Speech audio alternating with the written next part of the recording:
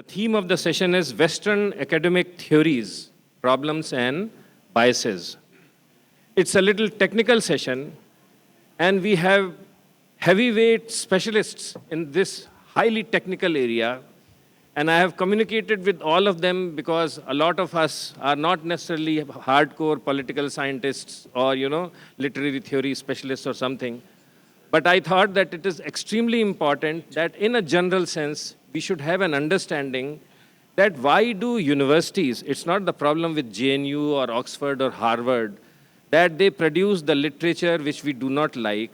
There is something in the system and in their theories themselves that encourages them and propels them in a particular direction. So we have 4 eminent speakers and a very eminent chairperson. Professor Shri Prakash Singh ji is here. He is the chairperson of this session. The purpose of this session is for all of you and for me to understand that doesn't matter whether you're a student of Hindi or English or political science or history or even Sanskrit for that sake, if you go through the system, and it does not matter whether you go through it in Jawaharlal National University, in Kanpur Vishwavidyalaya, or in Harvard, you will end up producing the same type of literature which is being produced now. What are the reasons? That is the purpose. So without further ado, we are running a couple of minutes late. I'll invite Professor Shri Prakash Singh ji. I will introduce him. He's our chairperson for this session. He's a professor of political science in University of Delhi, Bharat. He's also holding the statutory position of the director of South Campus of University of Delhi. He's a renowned scholar on Bharati political thought, culture, and politics. And he's also the chairperson of prestigious Ambedkar Chair at Bharatiya Lok Prashasan Sansthan at IIPA, that is Indian Institute of Public Administration, New Delhi. He's the chairman of Center of Hindu Studies. This is a new Center of Hindu Studies which just got started in Delhi University with his and the Vice Chancellor, I think Vice Chancellor is also here, their help in Delhi University, which is the largest university in our country.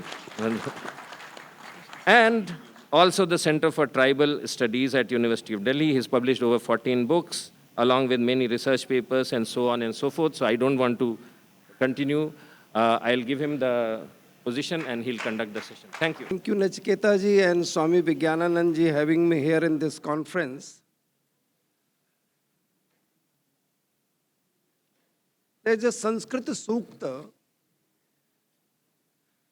nahi jnanen sadrishyam pavitram evam vidyate. Means nothing is most sacred than knowledge. When we look at our knowledge traditions, we find a gap. And that gap is because of Western academic theories. For example, Chicago School of Thought came with system analysis, behavioral perspective, post-behavioral perspective, structural functional perspectives, and functional structural, and finally the developmental approach. If you look at these schools of thoughts, you will find the age of 10 to 12 years. System analysis for 10 years, behavioral and post-behavioral 10 years. They have been changing their perspective, and their perspective and argument is for the developing countries. And what they did to our academic. In social sciences, we started scienticization of social sciences and its researches. And while doing so, we forget our own legacy and our contributions. Being a chair, I have hardly few minutes to spell out few things. For the reminding sake, Ashtadhyay of Patanjali talks about a Tantra Yukti. And in that Tantra Yukti, Panini talks about 28 elements. And in last chapters of Arthashastra, 15th Adhikaran, Kautilya talks about 32 elements of research. And friends, if you go to the Tantra Yukti given by Kautilya, that will give you how rich it was. And if you read those lines of research methodology, how neutrality is maintained, how academic can reach on a certain conclusion without any biases, that Kautilya tells us. Sushrut talks about 36 elements. Unfortunately, in social sciences, we have not been following our own traditions and values of the research methodology. A very good book published by Theosophical Society written by Annie Besant. Annie Besant talks about 4 elements.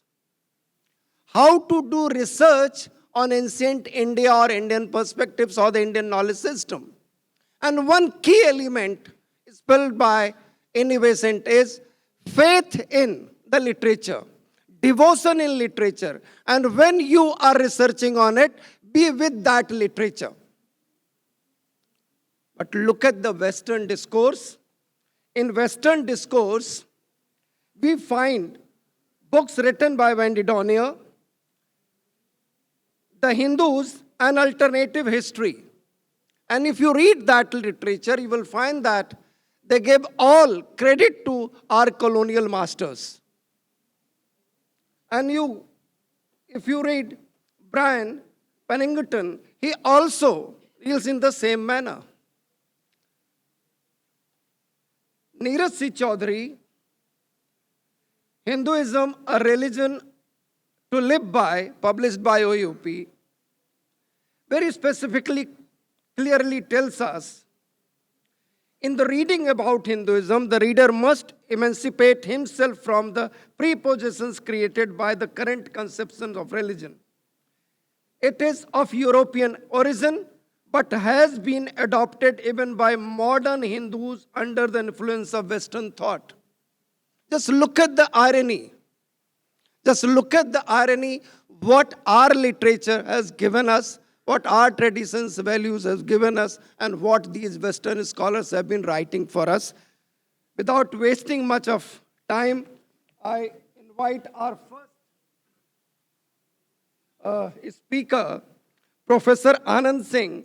Professor Anand Singh is a professor of anthropology at the School of Social Sciences, University of KwaZulu-Natal, Durban, South Africa. He has a special project on indigenous knowledge system and sustainable development. His current research interests are in the Bharatiya diaspora in the context of Hindutva and the transforming Bharat. Professor Anand Singh is editor of Journal of Sociology and Social Anthropology. Professor